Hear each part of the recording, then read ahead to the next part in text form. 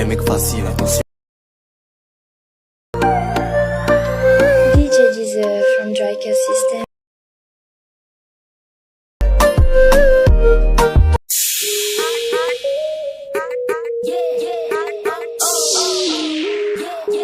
So welcome back, আশা করছি আপনারা সকলে ভালো আছেন। তো এই ধরনের যে টিকটক ট্রেন্ডিং ভিডিওটা দেখছেন, এগুলো মূলত হচ্ছে আমরা টেমপ্লেটের মাধ্যমে কিন্তু মেকিং করে থাকি।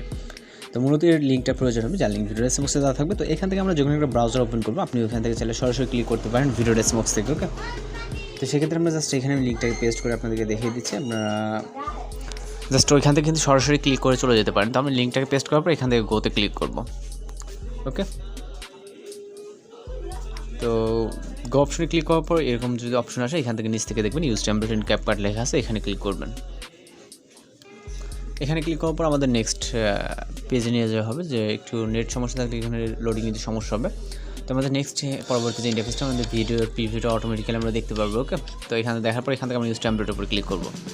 দেন আমরা এখান থেকে ফটো সিলেক্ট করবো, জন্য ফটো অপশনে চলে যাবো। তারপর আপনি আপনার পছন্দের মধ্যে যে কোনো ফটো সিলেক্ট করে নিতে পারেন। ওকে, তো আমরা এখানে ফটো অপশন আসার পর আমরা আমাদের মতো করে যে কোনো ফটো সিলেক্ট করে নিলাম। দুইটা ফটো সিলেক্ট করলে হয়ে যাবে। তো হয়ে যাওয়ার পর এখান থেকে নেক্সট অর্থাৎ যে আরও এখানে ক্লিক করলে আমাদের ভিডিওটি জাস্ট লোডিংয়ের সাথে সাথে পরবর্তী পেজে চলে যাবে। তো এখানে ভিডিওর প্রিভিউটা আমরা দেখতে পারবো।